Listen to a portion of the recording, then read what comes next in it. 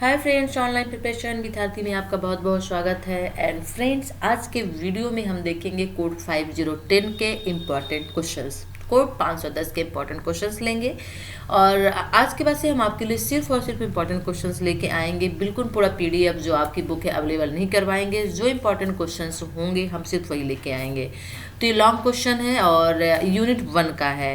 Question इससे create होता है विज्ञान में ज्ञान, परिकल्पना, सिद्धांत किसे कहते हैं और प्रमाण क्या है। दोनों ही वेरी इंपॉर्टेंट क्वेश्चन है आपके साइंस के नजरिए से देखा जाए तो। ठीक है, तो चलिए आइए देख लेते हैं वीडियो। लेकिन उसके पहले तो चैनल को सब्सक्राइब नहीं किया है तो सब्सक्राइब कर लीजिए और वीडियो अच्छा लगे तो लाइक एंड शेयर करिए। तो चलिए पहला क्वेश्चन ले लेते हैं और हमारा जो पहला क्वेश्चन है वो है कि विज्ञान में ज्ञान, परिकल्पना व सिद्धांत से आप क्या समझते हैं। तो विज्ञान में जो ज्ञान और परिकल्पना व सिद्धांत है इससे क्या समझते हैं, इसका क्या मतलब है। तो चलिए यहाँ पे पहले छोटी सी एक स्टोरी देख लेते हैं और फिर बहुत अच्छे से आपके समझ में आ जाएगा। ओके, जो स्टोरी है वो ये है कि लड़कों का एक समूह गर्मियों में गांव के तालाब में नहाने गया और नहाते समय लड़के पानी में छुपन छुपाई का खेल खेलने लगे। उनमें से एक चोर बना था और बाकी सब पानी में छिप रहे थे। जो पहले चोर द्वारा पकड़ा जाता वह फिर चोर बन जाता। ठीक है, और खेल चलता रहता। हर कोई चोर बनने से बचने की कोशिश करते और सब हैरान थे कि पानी के अंदर सांस रोक कर रखने पर भी वे ज्यादा देर टिक नहीं पाते। कुछ लड़के तो पानी के अंदर चट्टान पकड़कर अधिक देर तक रुक जाते, पर जो रुक न पाते वे सतह पर आते और पकड़े जाते। अब प्रश्न यह उठता कि सांस रोककर रखने पर भी पानी के अंदर अधिक देर तक रहना मुश्किल क्यों है। ठीक है, तो देखिए पानी के अंदर हम सबको पता है कि पानी के अंदर सिर्फ वही व्यक्ति सांस रोक के रह सकता है जिसे प्रैक्टिस है कि कला आप कह सकते हैं। जिसको प्रैक्टिस है, जिसने अभ्यास किया है वो ये काम कर सकता है। ठीक है, जनरली सबके बस की बात नहीं होती है। तो क्वेश्चन ये है कि सांस रोक कर रखने पर भी पानी के अंदर अधिक देर तक रहना मुश्किल क्यों हो जाता है। कि हम तो सांस को रोक के रखते हैं, तो रीजन तो सांस ही है ना। कि अगर हम सांस लेने के लिए जैसे ही मुंह खोलेंगे वैसे ही पानी हमारे मुंह के अंदर घुसेगा, सीधी सी बात है। हम सांस नहीं ले पाएंगे, हम सांस नहीं ले पाएंगे। तो इस तरह से एक किसकी क्या बन जाती है, परिकल्पना बन जाती है, यानी सोच बन जाती है। लोग अपने परे से जो थ्योरी है, जो मेन चीजें हैं उससे हट के लोग सोचना शुरू कर देते हैं। ठीक है ना। अब वो क्या सोचते हैं, क्या परिकल्पना बन गई कि पानी में कोई भूत पिशाच है जो ऊपर की ओर धक्का लगाता है। ठीक है, पहली परिकल्पना, पहली सोच बनी लोगों की। दूसरी सोच बनी कि पानी में कोई बल है जो ऊपर की ओर धकेलता है। ठीक है ना, पानी में कोई भूत पिशाच है जो ऊपर की ओर धक्का लगाता है। दूसरी परिकल्पना बन गई कि पानी में कोई बल है जो ऊपर की ओर धकेलता है। मोटे लोग भार अधिक होने के कारण अधिक देर तक नीचे रह सकते हैं। इन परिकल्पनाओं पर अपने मित्रों के साथ, घर में बड़ों के साथ और विद्यालय में अध्यापकों के साथ चर्चा करें। तो ये परिकल्पना हो गई। ठीक है ना, एक ये सोच हो गई जो उस पानी में अंदर जाने के बाद दिमाग में आती है। अब देख लेते हैं कि इन सब परिकल्पनाओं में से वह परिकल्पना सत्यापित हो सकती है जो कहती है कि पानी ऊपर की ओर बल लगाता है और शरीर पर दाव डालकर इसे ऊपर की ओर धकेलता है। यहाँ पे क्वथनांक वाली बात आ गई। ठीक है ना, कि पानी में जनरली कोई चीज़ यदि डाली जाती है तो वो क्या करता है, पानी जो है ऊपर की ओर फोर्स फेंकता है, फोर्स लगाता है और इसके बाद शरीर पर जो बॉडी होता है, जो चीज़ होता है उस पर दाव डालता है और उसे ऊपर की ओर सीधे धकेल देता है। ठीक है, तो प्रत्येक वस्तु में सतही भार, आयतन, घनत्व होता है और वह पृथ्वी पर स्थान घेरती है। हर एक वस्तु का अपना घनत्व, आयतन, भार होता है, बिना उसके तो वस्तु हो नहीं सकती है।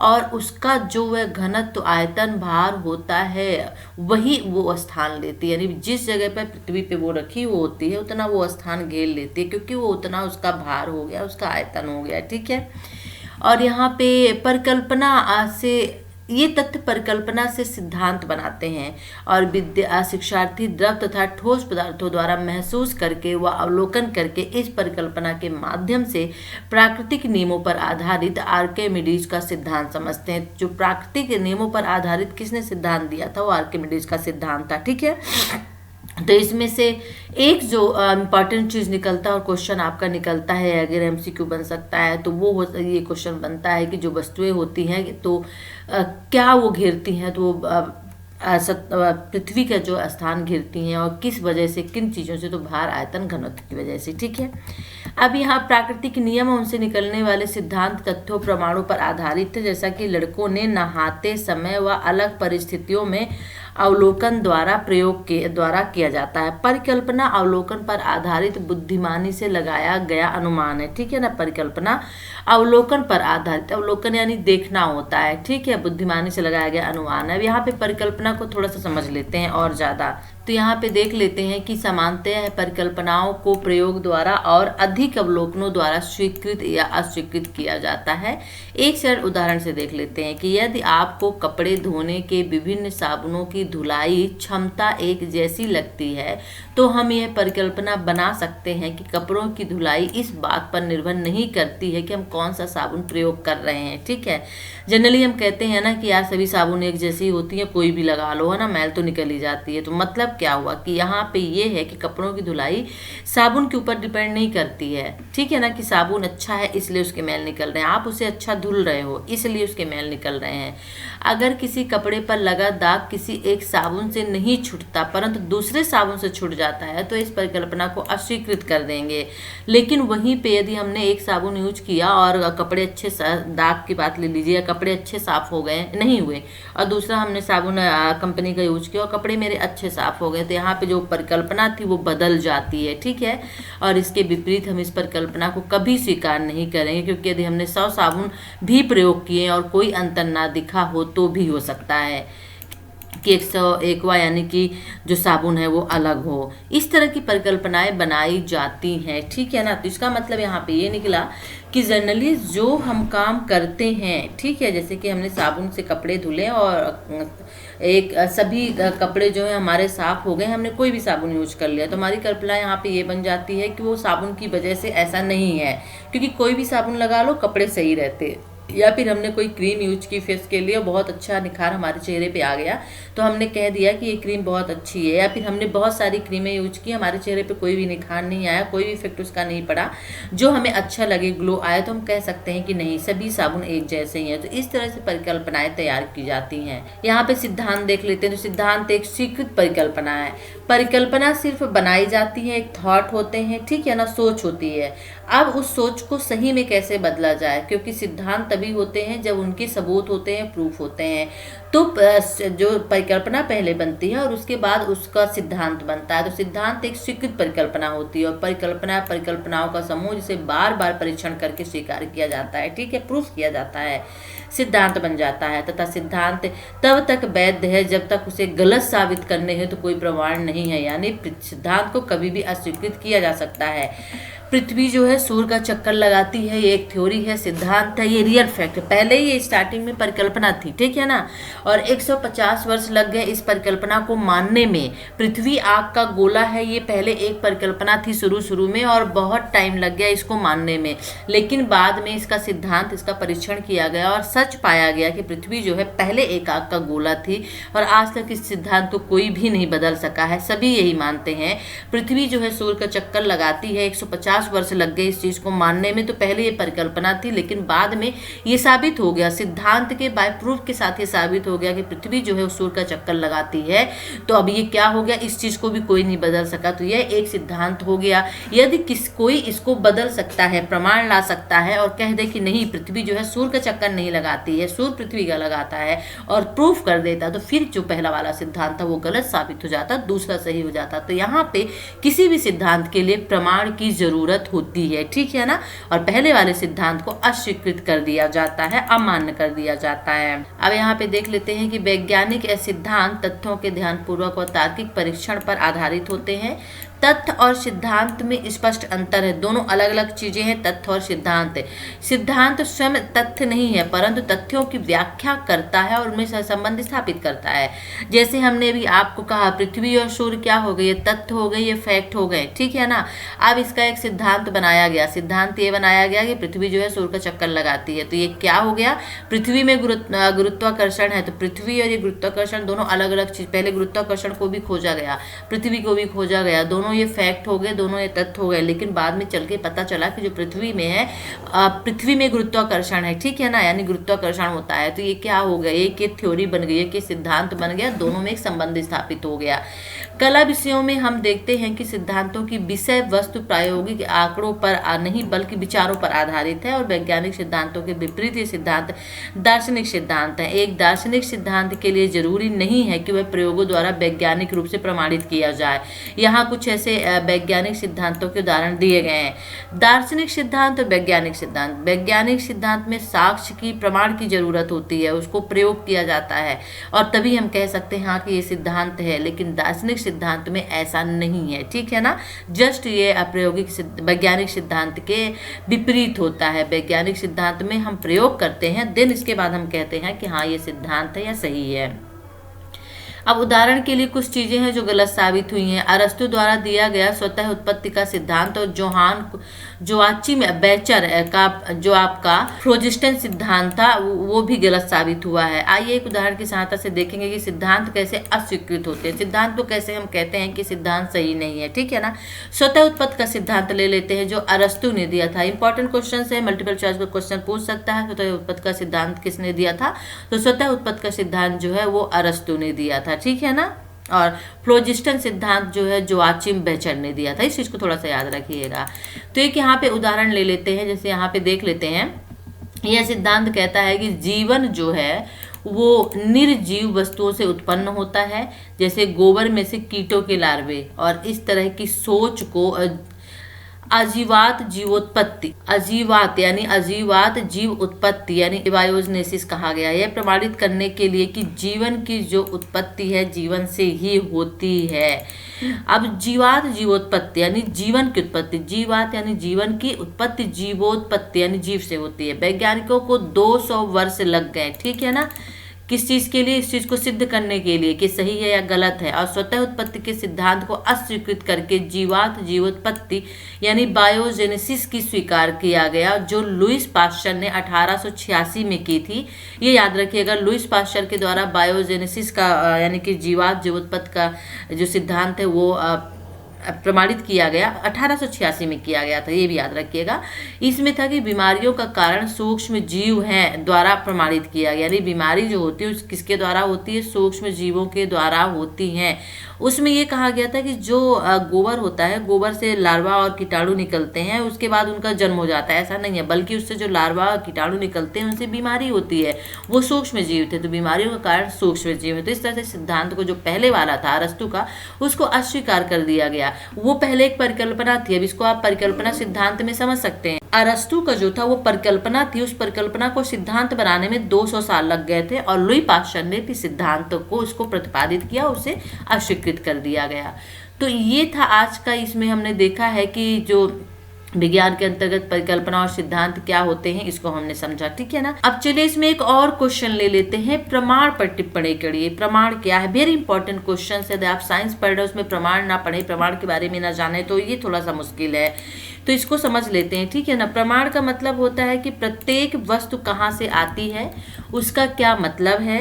अब आपने विश्व और प्रकृति के नियम जो होते हैं, जिन्हें हम देखते हैं, को समझने के लिए विज्ञान हमें औजार देता है, और विज्ञान सभी प्राकृतिक घटनाओं की जांच करता है। वैज्ञानिक विभिन्न तरीकों से इन जांच प्रक्रियाओं तक पहुंचते हैं।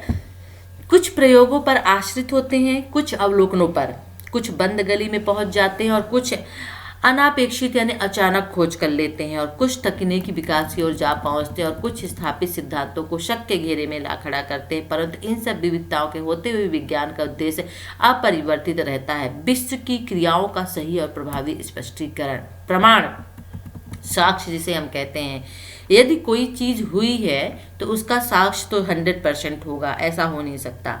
अब वो किस तरह से है, कहाँ है, क्योंकि इतनी बड़ी विश्व है, विश्व में जो प्रकृति के नियम बनाए गए हैं, इतने सारे रूल्स रेगुलेशंस बनाए गए हैं, उनको सर्च करने के लिए कि ये सही है या नहीं है। पहले के जो लोग थे, जो दार्शनिक थे, जो वैज्ञानिक थे, उन्होंने जो चीज़ें कही हैं, क्या वो चीज़ें बिल्कुल सही फैक्ट हैं, हम कैसे मान लें। इन चीज़ों को मानने की, इन चीज़ों की भी जांच की जाती है, और जांच के तरीके बहुत सारे होते हैं, ठीक है ना। कुछ देख के कुछ जो सिर्फ देख के ही जाँच कर सकते हैं हम, कुछ को है बहुत सारे तरीकों से, प्रोसेस से गुजरना पड़ता है, ठीक है ना। लेबोरेटरीज में की जाती हैं जाँचें, कुछ जो होते हैं प्रयोगों पर भी आश्रित होते हैं, ठीक है, कुछ खोज कर ली जाती हैं। तो इस तरह से हम कह सकते हैं कि जो विज्ञान है वो विश्व की क्रियाओं का सही और प्रभावी स्पष्टीकरण है, और ये प्रूफ मांगता है, प्रमाण मांगता है। और इसके लिए आवश्यकता है कि प्रमाण सहित विचारों का परीक्षण करें ताकि वैज्ञानिक बहस हो सके। यानी प्रमाण रखना जरूरी है। यदि आप कोई खोज कर रहे हैं, कोई प्रयोग कर रहे हैं, तो आपको वहां पे प्रूफ रखना, प्रमाण रखना जरूरी है। यहाँ पक्की बहस का तात्पर्य दो व्यक्तियों के बीच असहमत नहीं है। बहस जनरली क्या होती है, दो व्यक्तियों के बीच में कि हाँ करना है या नहीं करना है, ये चीजें होती हैं। लेकिन यहाँ पे उसका तात्पर्य नहीं है, बल्कि यहाँ पे तात्पर्य जो है वो है प्रमाण आधारित तर्क पर। आप बहस करिए, लेकिन आपके पास साक्ष्य होना, आपके पास प्रूफ होना, प्रमाण होना जरूरी है, ठीक है। सरल शब्दों में कहें तो वैज्ञानिक बहस किसी कोर्ट की सुनवाई की आखिरी बहस हो सकती है, बजाय कि दो प्रतिद्वंदियों के मध्य लड़ाई। कोर्ट में क्या होता है कि पहले दोनों की बात को, वाद विवाद को सुना जाता है, दोनों को मौके दिए जाते हैं, देन इसके बाद साक्ष्य प्रमाण मांगे जाते हैं। लेकिन साइंस में ऐसा नहीं होता है। साइंस जो है स्टार्टिंग से ही प्रमाण मांगता है। यदि आप कुछ बात करना चाहते हैं, किसी के बारे में कुछ कहना चाहते हैं, तो आप पहले प्रमाण लाइए, साक्ष्य लाइए, बहस करिए, और द एंड वहां पे हो जाता है। तो ये होता है प्रमाण। वैज्ञानिक बहस के 3 घटक होते हैं। सबसे पहला होता है विचार, परिकल्पना, जो हम पढ़ के ही आ रहे हैं। फिर एक विचार से उपजा स्पष्टीकरण, अनुमान, भविष्यवाणी। मान लीजिए जैसा हमने कहा कि एक हमने परिकल्पना, एक विचार बना लिया, किसी के बारे में कुछ सोच लिया, फिर उससे हम स्पष्टीकरण उसका लगाते हैं, भविष्यवाणी हम उसका करते हैं कि आगे चल के क्या हो सकता है, इससे किस तरह की चीज़ें बन सकती हैं, इसका क्या फ्यूचर है, क्या होगा। फिर अनुमानों से मेल खाता वास्तविक अवलोकन करते हैं कि नहीं, ऐसा नहीं, ये ऐसा हो सकता है। तो ये जो वैज्ञानिक बहस के 3 घटक होते हैं, ठीक है ना। परिकल्पना या विचार, परिकल्पना, विचार, अनुमान, भविष्यवाणी, फिर अनुमानों से मेल खाता वास्तविक अवलोकन या प्रमाण। ये सभी घटक एक दूसरे से हमेशा किसी तर्क आधारित तरीके से संबंधित होते हैं। हमारा अनुमानित अवलोकन क्या है, हमारा वास्तविक अवलोकन क्या है, ठीक है। क्या हमारे अनुमानित व वास्तविक अवलोकन एक दूसरे से मेल खाते हैं। तो यहाँ पे थोड़ा देखते हैं क्या वो वैज्ञानिक अपनी बहस का वर्णन कैसे करते, देखते हैं वैज्ञानिक लोग जो होते हैं। तो यदि हम कहते हैं कि सिगरेट पीने से फेफड़े का कैंसर हो जाता है, तो हम यह अनुमान लगा सकते हैं कि जिन देशों में सिगरेट पीने वालों की संख्या अधिक है, वहाँ फेफड़े के कैंसर की दर भी अधिक होगी। अब देखिए अनुमान किस तरह से लगता है, फिर उसका भविष्यवाणी कैसे की जाती है। तो अनुमान यदि हमने लगाया कि कैंसर पीने से क्या होता है, फेफड़े का कैंसर, सिगरेट पीने से क्या होता है, सिगरेट पीने से फेफड़े का कैंसर होता है, ये हमारा अनुमान है कि परिकल्पना हमने लगा ली। अब उसको थ्योरी पे कैसे लेके आना है, हम किस तरह से भविष्यवाणी कर सकते हैं। तो हम ये भविष्यवाणी कर सकते हैं, हम ये सोच सकते हैं, अनुमान लगा सकते हैं कि सिगरेट पीने वालों की संख्या जहाँ पे सबसे ज़्यादा है, वहाँ फेफड़ों की कैंसर की दर भी सबसे ज़्यादा होगी। सीधी सी बात है। तो जब कोई वैज्ञानिक फेफड़ों के कैंसर की अनुमानित दर की बात करता है, तो उसका मतलब कुछ इस प्रकार होता है कि यदि हम परिकल्पना सही है तो अनुमानित प्रमाण दर क्या होगी। अब ये परिकल्पना सही है कि सिगरेट पीने से फेफड़े का कैंसर होता है, ये परिकल्पना हो गई। तो अनुमानित दर क्या हुई कि जिस देश में ज़्यादा लोग सिगरेट पी रहे हैं, वहाँ पे फेफड़े के जो कैंसर है ज़्यादा होंगे। तो यदि कोई विचार उसके सत्य होने की उम्मीदें जागृत करता है, तो उसके सत्य होने की संभावना भी बढ़ जाती है। विचार, एक उदाहरण लेते हैं कि विचार पर गौर करते हैं कि कोशिकाएं जो हैं जीवन की रचनात्मक इकाई हैं, ठीक है। यदि यह विचार सही है तो हम सूक्ष्मदर्शी द्वारा सभी सजीव ऊतकों में कोशिकाएं देखने की उम्मीद करेंगे। कोशिकाएं होती हैं, हमें पता है, सेल्स होते हैं जो हमें दिखते नहीं हैं। अब यदि सही है तो फिर हम तो कोशिश करेंगे ना कि हम उसको देखें, ये किस तरह की होती है, किस तरह से काम करती हैं। तो ये प्रमाण यानी कोशिकाएं दिखने का इस विचार का समर्थन करेंगे कि सभी सजीव कोशिकाओं के बने होते हैं। यानी जो जितने भी सजीव होते हैं, लिविंग थिंग्स होती है, कोशिकाओं से बनी होती हैं। और हालांकि इस बहस की रचना हमारी सोच के अनुकूल है, यानी परिकल्पना, अनुमान, अवलोकन। तो पहले परिकल्पना की जो सजीव होते हैं कोशिकाओं से बने होते हैं। अब कोशिकाएं बने होते हैं तो एक अनुमान हम लगा लेते हैं कि यदि कोशिकाएं बने होते हैं तो किन चीज़ों से हम देख सकते हैं, कर सकते हैं, फिर हम उसको देखते हैं तो अवलोकन हो गया। 3 चीजें होती हैं, परिकल्पना, अनुमान और अवलोकन, और इसके अवयव अलग अलग क्रम में जोड़े जाते हैं। कोशिकाओं को पहली बार 1600 ईस्वी में देखा गया, ठीक है, ये परिकल्पना हो गई। परंतु कोशिका सिद्धांत बनते हुए 200 वर्ष लग गए। 200 वर्ष तक परिकल्पना में हम जीते रहे और वास्तव में प्रमाण ने विचार को प्रेरित किया। विचार पहले आया, प्रमाण, दोनों को जोड़ने का तर्क समान रहता है। तो यहाँ पे हम उदाहरण से बता सकते हैं कि परिकल्पना को अस्वीकृत कर सकते हैं। सिद्धांत अपने आप में तथ्य नहीं है, परंतु तथ्यों की व्याख्या करता है, ठीक है, और सह संबंध स्थापित करता है। अब न्यूटन का जड़त्व का नियम किससे संबंधित है, कैसे सत्यापन करेंगे। वैज्ञानिक तथ्य अवलोकनकर्ता पर निर्भर क्यों नहीं है। इस तरह के कुछ क्वेश्चंस हैं जो तथ्य और सिद्धांत को जोड़ते हैं। और वेरी इंपॉर्टेंट ये आपके लिए क्वेश्चंस बनता है प्रमाण वाला, क्योंकि आप साइंस पढ़ रहे हो, इसमें प्रमाण ना पढ़ें तो ये हो नहीं सकता है। तो फ्रेंड्स ये था आज का वीडियो जिसमें हमने 2 क्वेश्चंस लिए। हमारा पहला क्वेश्चन था कि विज्ञान में ज्ञान, परिकल्पना और सिद्धांत से आप क्या समझते हैं, और दूसरा क्वेश्चन था कि प्रमाण से आप क्या समझते हैं, जो दोनों ही क्वेश्चंस वेरी इंपॉर्टेंट हैं। वीडियो कैसा लगा जरूर बताइएगा। वीडियो को लाइक करिए, शेयर करिए, और अच्छा लगे तो कमेंट्स करिएगा। चैनल को सब्सक्राइब नहीं किया है तो सब्सक्राइब कर लीजिए, और इसका जो PDF है डिस्क्रिप्शन बॉक्स पे दे दूंगी, तो वहाँ से डाउनलोड कर लीजिएगा। चलिए फिर नेक्स्ट वीडियो के साथ हम आपसे फिर मिलते हैं। तब तक के लिए टेक केयर, बाय।